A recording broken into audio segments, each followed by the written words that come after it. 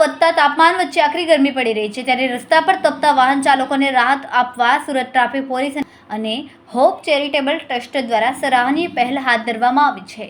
Y junction ખાતે traffic signal પર ઊભા રહેતા લોકોને શેરડીનો ઠંડો રસ વિતરિત કરવામાં આવ્યો। આ કાર્યક્રમમાં 500 થી વધુ ગ્લાસ શેરડીનો રસ વિતરણ કરાયો, જેને લોકો તરફથી ખૂબ જ પ્રશંસા મળી છે। ખાસ કરીને બાઇક ચાલકો અને પદયાત્રીઓને ગરમીમાં મળેલી આ ઠંડક ખૂબ જ રાહતદાયક સાબિત થઈ શકે છે। PSI SF. ગોસ્વામીએ કહ્યું કે આકરી પડેલી ગરમીમાં અમે ટ્રાફિક પોઈન્ટ્સ પર ઉભેલા લોકોને થોડીક ઠંડક આપવાના હેતુથી આ પહેલ હાથ ધરી છે।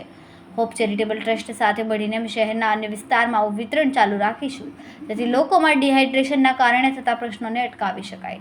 સાહેબ, આપનો પરિચય અને આજે શું કાર્યક્રમ કર્યો ટ્રાફિક પોલીસ દ્વારા? હું SF. Goswami, traffic branch, Surat શહેર।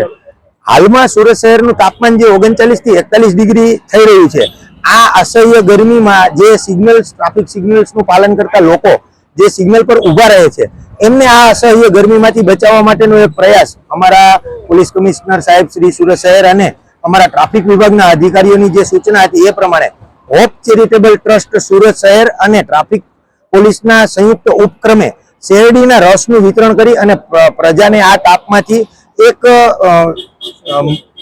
બહાર કાઢવા માટે કે એમને ઠંડક પહોંચાડવાનો પ્રયાસ કરવામાં આવેલ છે, જેમાં આ સંસ્થા દ્વારા 500 થી વધુ શેરડીના ગ્લાસ રસના ગ્લાસ અમે વિતરણ કરેલ છે।